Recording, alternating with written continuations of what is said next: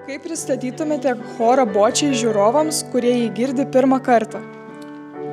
Kas jų nėra iš tikrųjų girdėjęs.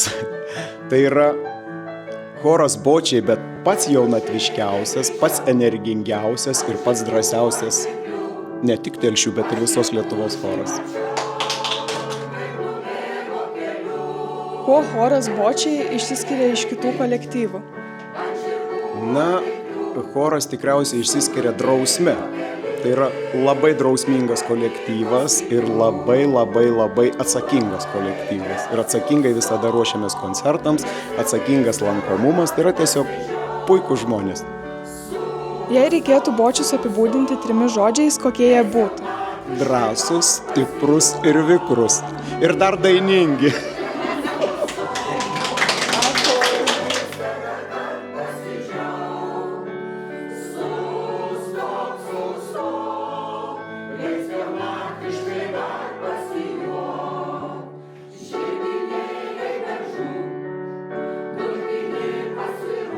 Taigi lapkričio 28 dieną, 18 valandą, kviečiame visus į šventinį koncertą, kai žmogus šalia žmogaus.